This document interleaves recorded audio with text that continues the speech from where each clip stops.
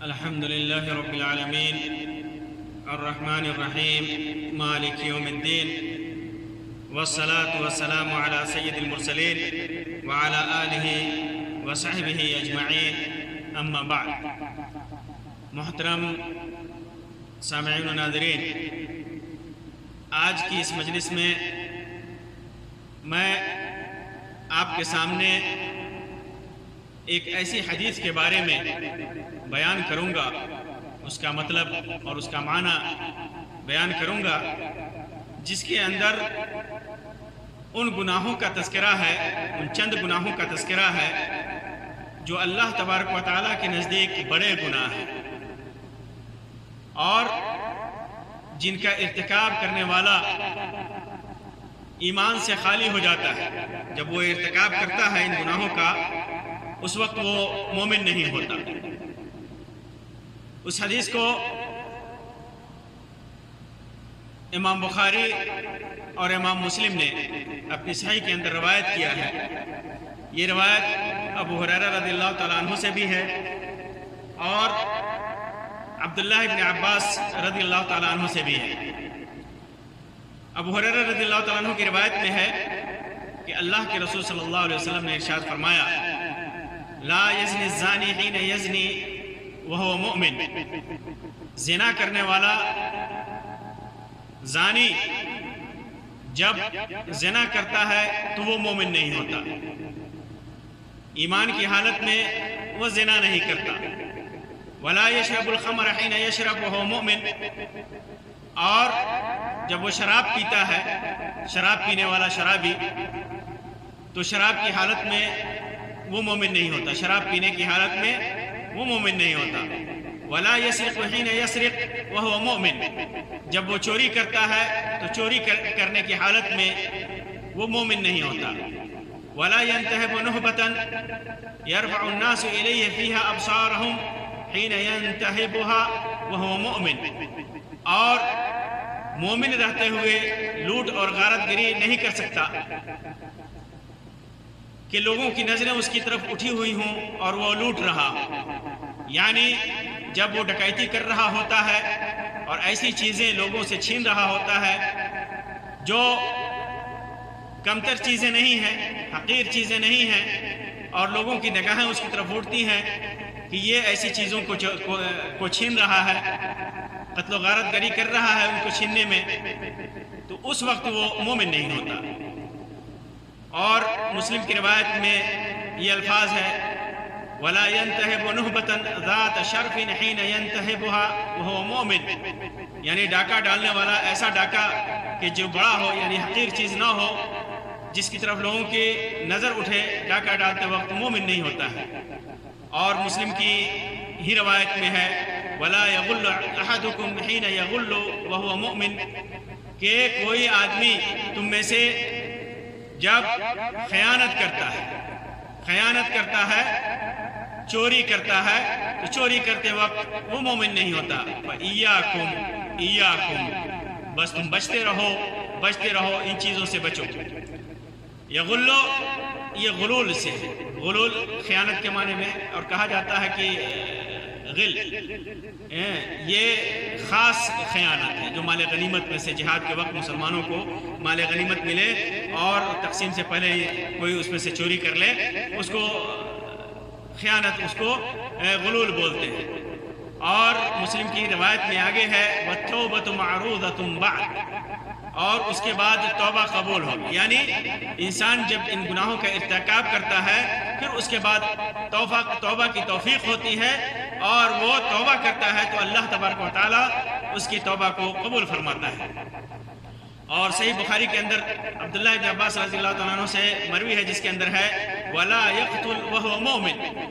اور جب وہ قتل ناحق کرتا ہے، کسی کو ناحق قتل کرتا ہے، تو وہ مومن نہیں رہتا. اکرمہ کہتے ہیں کہ میں نے عبداللہ ابن عباس رضی اللہ تعالیٰ عنہ سے پوچھا کہ ایمان اس سے کس طرح نکال لیا جاتا ہے. ایمان، انسان کوئی مومن چوری کرے، زناکاری کرے، شراب پیے، خیانت کرے اور قتل کرے تو ایمان کیسے اس کے اندر سے نکال لیا جاتا ہے؟ تو انہوں نے کہا کہ ایسے اپنے دونوں انگلیوں کو اپنی انگلیوں کو دوسرے ہاتھ کی انگلیوں میں ڈال کر کے ایسے ڈالا اور اس کو نکالا، کہا کہ ایسے نکل جاتا ہے ایمان اس کے اندر سے، ایسے نکل جاتا ہے، الگ کر لیا۔ پھر اس کے بعد پھر اگر وہ توبہ کر لیتا ہے تو اس کے ایمان اس کے پاس لوٹ آتا ہے۔ اس طرح اللہ کے رسول صلی اللہ علیہ وسلم نے اپنی انگلیوں کو دوسرے ہاتھ کی انگلیوں میں ڈالا کہ ایسے واپس آتا ہے۔ پھر اس کے بعد واپس آنے کی کیفیت اللہ کے رسول صلی اللہ علیہ وسلم نے بتائی کہ ایسے واپس آتا ہے۔ تو اس روایت میں اس بات کی وضاحت ہے کہ ان کبائر کے ارتکاب کے وقت ایمان اس کے اندر نہیں رہتا۔ کیا حقیقت میں ایمان نہیں رہتا؟ کیا وہ آدمی کافر ہو جاتا ہے؟ جبکہ کبیرہ گناہوں کے ارتکاب کے سلسلے میں بہت سارے گروہ ہیں۔ کچھ کا کہنا ہے کہ وہ مکمل کافر ہو جاتا ہے، خالد مخلد فی النار ہوتا ہے، ہمیشہ جہنم میں ہوتا ہے۔ اور معتزلہ وغیرہ کا کہنا ہے کہ وہ نہ جنتی ہوتا ہے نہ جہنمی ہوتا ہے، بیچ میں لٹکا رہتا ہے۔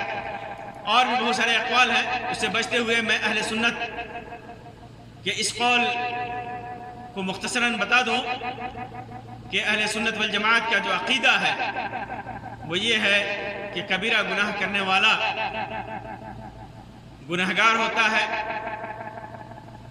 اور اگر وہ توبہ کرتا ہے تو اللہ تبارک و تعالیٰ اس کی توبہ قبول کرتا ہے، اور اگر توبہ نہیں کرتا ہے اور بغیر توبہ کیے ہوئے مر جاتا ہے تو پھر وہ اللہ کی مشیت میں ہوتا ہے۔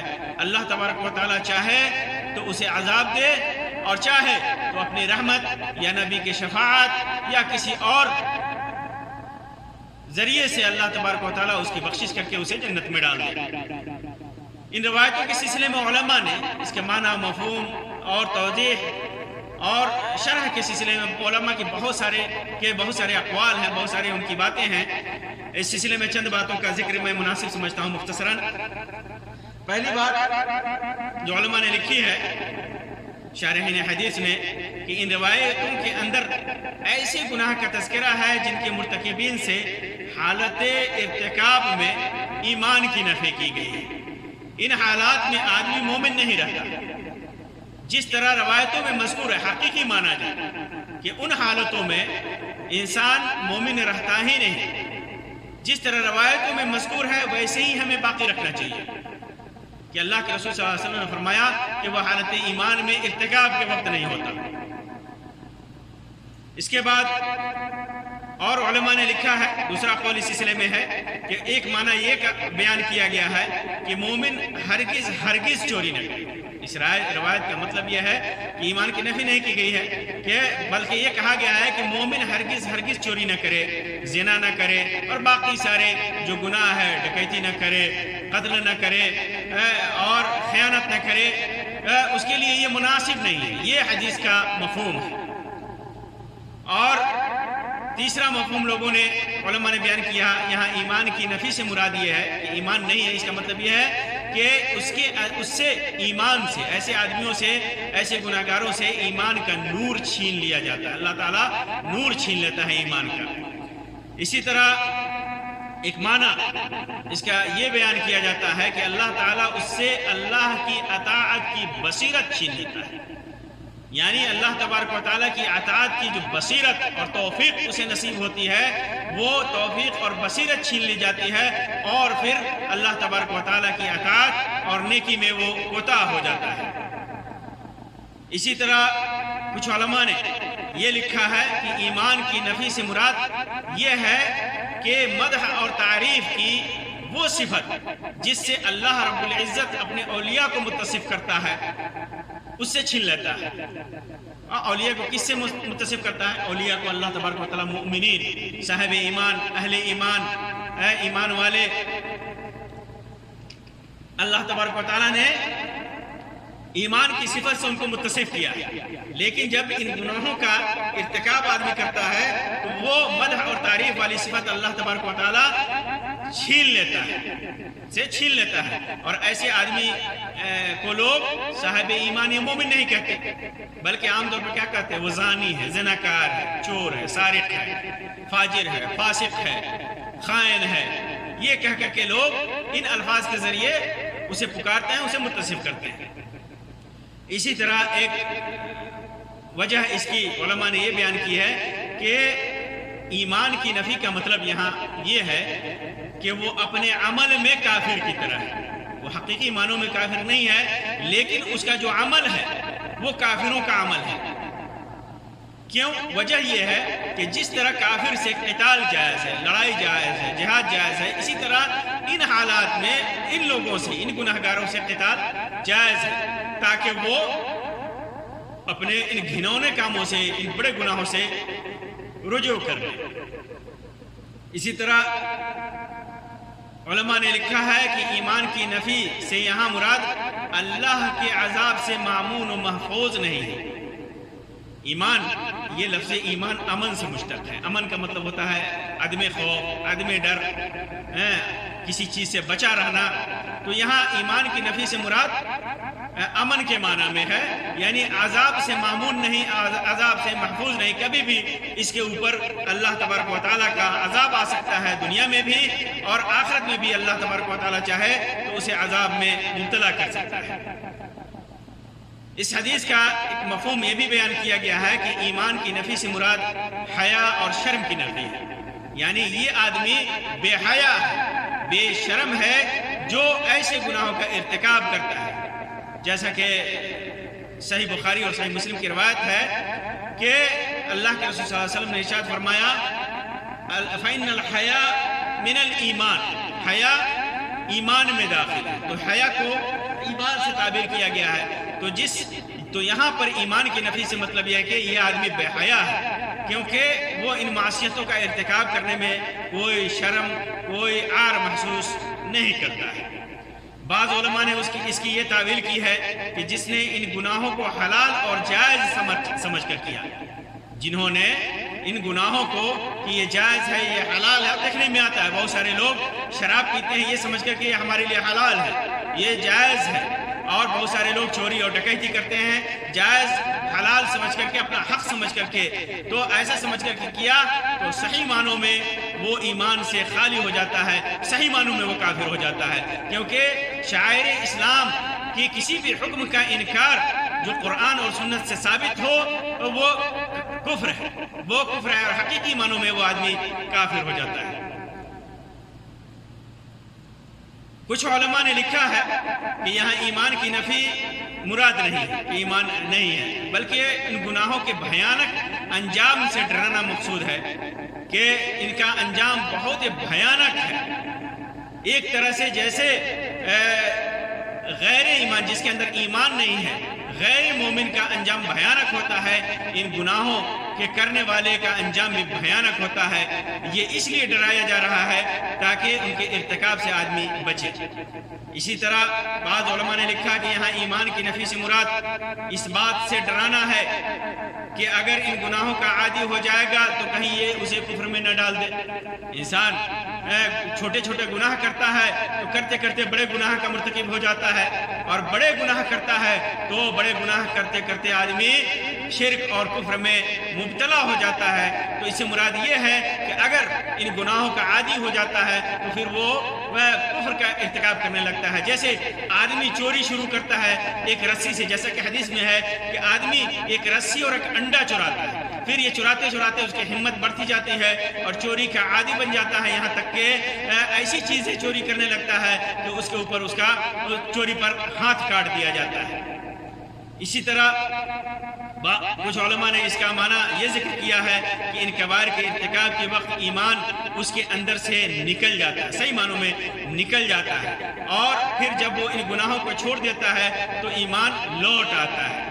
اس معنی کی روایت ابو داؤد وغیرہ کے اندر ابو ہریرہ رضی اللہ تعالیٰ عنہ سے مروی ہے کہ اللہ کے رسول صلی اللہ علیہ وسلم نے ارشاد فرمایا، اس روایت کو امام البانی نے صحیح ترغیب اور صحیح سنن نبی داؤد کے اندر صحیح قرار دیا ہے کہ اذا زنى الرجل خرج منه الایمان، کہ آدمی جب زنا کرتا ہے تو اس کے اندر سے ایمان نکل جاتا ہے۔ فکان علیہ کالظلہ، اور اس کے اوپر بادل کے ٹکڑے کی طرف لٹکا رہتا ہے۔ جب وہ زنا کرتا ہے تو اس کے اندر سے ایمان نکل جاتا ہے اور اس کے اوپر ہوتا ہے، اس کے اوپر ہوتا ہے جیسے بدلی ہوتی ہے، اسی طرح وہ اس کے اوپر ہوتا ہے۔ پھر اس کے بعد فَإِذَا أَقْلَعَ رَجَعَ إِلَيْهِ الْإِيمَانِ، پھر جب زنا سے فارغ ہو جاتا ہے، زنا سے نکل جاتا ہے، زنا کو چھوڑ دیتا ہے، زنا سے الگ ہو جاتا ہے، تو دوبارہ ایمان اس کی طرف لوٹ آتا ہے۔